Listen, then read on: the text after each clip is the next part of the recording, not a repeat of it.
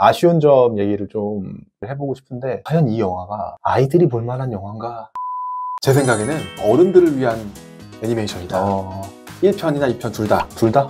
라고 생각을 해요. 그러니까 성인들이 봤을 때 조금 더 과거의 내 모습을 떠올릴 수가 있고 거기서 보여주는 의미나 이런 것들을 사실 아이들이 받아들이긴 좀 어려울 것 같아요. 확실히 다른 뭐 디즈니 영화, 뭐 예를 들면 겨울왕국, 진짜 아이들이 봐도 단순하잖아요. 선악이 있고 맞아. 선이 악을 이기는 내용, 그렇지. 이런 내용이고, 그래서 결국에는 희망을 얘기하는 내용. 근데 이거는 어떤 삶의 경험치가 좀 쌓여야 맞아.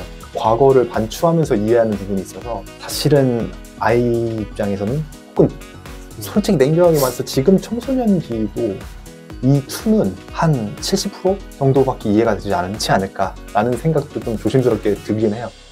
물론 되게 성숙한 친구라면 모르겠지만 보통의 사춘기에 있는 친구라면, 저는 굉장히 많은 고등학생들과 함께 봤는데 어떻게 하다 보니까 고등학생들은 재밌게 봤겠다. 아, 끝나고 인터뷰 하고 싶었어요. 정말 어땠는지. 아, 너무 그랬는데 소심이가 갑자기 튀어나와가지고 말을 못 걸었어요. 아, 진짜 궁금하다. 진짜 궁금하다. 근데 그래도 다들 재밌게 봤을 것 같아. 그죠? 그죠? 저는 아무래도 재밌게 봤으니까 2에 그렇게 많은 학생들이 왔겠죠. 근데 2는 자기들 얘기인데 자기들 얘기를 어느 부분은 되게 공감할 것 같고, 어느 부분은 우리가 그렇다고? 저게 뭐 저 정도야? 약간 이런 식으로 볼 것 같기도 하고. 뭐 우리의 우려와는 달리 중고등학생들 사이에서 굉장히 엄청난 또 히트를 할 수도 있다. 네, 맞아요. 저도 그랬으면 좋겠어요. 아쉬운 점에 대한 얘기인가요, 그게? 아, 약간 아쉬운 점, 그러니까 저는 의문점이었고, 아쉬운 점을 굳이 꼽자면 사실 1이랑 비교 안 할 수가 없잖아요. 약간 아쉬워요. 1에 비하면. 2로서 너무 충분하지만 아무래도 비교할 수밖에 없기 때문에, 원의 어떤 전개와 구성을 그대로 가져온 것도 조금 아쉬웠고, 너무 모든 흐름이 다 예상되는, 원을 볼 때는 처음 봤으니까 몰랐는데 그런 게 너무 그려졌다는 게 좀 아쉽고, 그다음에 그렇죠? 이제 캐릭터가 새로 나왔는데 그 캐릭터 빌드업이 조금 아쉽다. 너무 캐릭터한테 애정을 주기에는 불안이 빼고는 사실상 좀 어렵고, 불안이도 주제로서는 좋았지만 어떤 캐릭터적으로나 이야기적으로는 조금 아쉬웠다. 그래서 조금 급하게 모든 장면들이 막 흘러간 느낌이 조금 있었어요. 그 목적과 주제를 향해서 되게 급하게 흘러간 느낌? 그게 보면서는 조금 아쉬웠지만 그래도 어떤 감동을 느끼기엔 충분했다. 안 그래도 아쉬운 점을 얘기하면 그 얘기를 하려고 했었어요. 캐릭터성에서 1편보다 조금 저는, 그러니까 1편에는 캐릭터 상품으로 기쁨이하고 슬픔이가 굉장히 잘 나갔었어요. 버럭이 뭐 사실 까칠이는 별로 인기 없지. 근데 슬픔이가 굉장히 인기가 많더라고요. 맞아요. 슬픔이 동글동글하고. 근데 이번에 인사이드 아웃 2 상품 나오면 누구 살 것 같아요? 안 살 것 같아. 살만한 애가 없어. 솔직히 불안이? 모르겠어요. 어떻게 만들지 모르겠는데 나는 이번 캐릭터, 새로운 캐릭터는 만약 인형으로 나오면 안 살 것 같다. 이게 아쉬운 점이야. 저도 불안이를 굳이 산다면 불안인데 정이 가는 캐릭터가 없었다는 거야. 그만큼. 약간 아쉬워요. 기쁨이는 오히려 좋아했었는데 싫어져.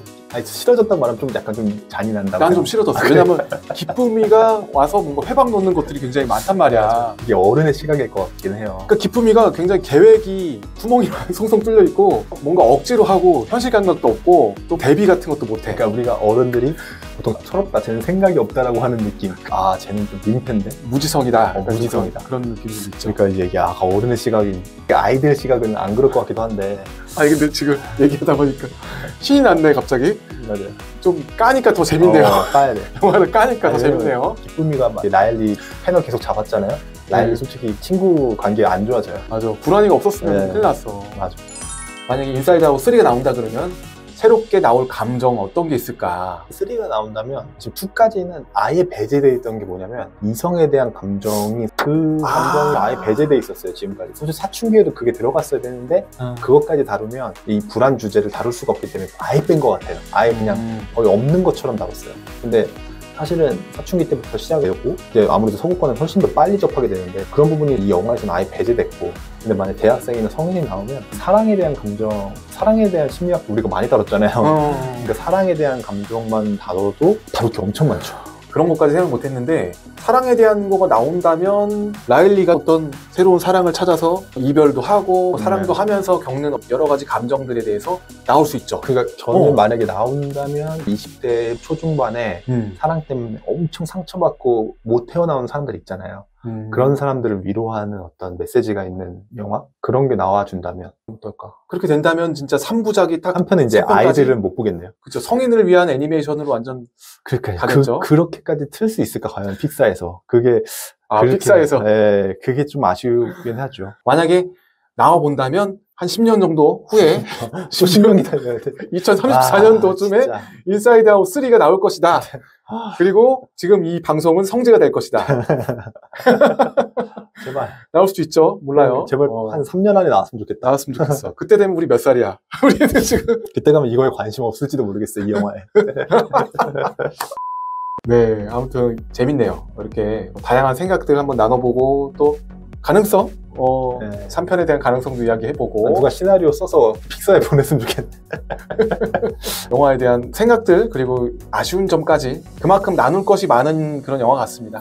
그러게요. 그래서 진짜 할 얘기가 많았네. 인사이드 아웃 2를 보신 분들이라면 진짜 공감하는 부분도 많으실 것 같고요. 안 보신 분들이라면 영화를 꼭 보시고 다시 방송을 들어보시면 이거구나. 이때 이런 메시지가 이런 거였구나. 이렇게 또 아실 수 있는 기회가 될 수 있을 것 같아요. 구독과 좋아요는 영상을 만드는데 정말 많은 힘이 됩니다. 구독과 좋아요 눌러주셔서 정말 감사합니다. 저희는 그럼 다음 시간에도 재미난 심리 이야기 가지고 돌아오겠습니다. 여러분 안녕히 계세요.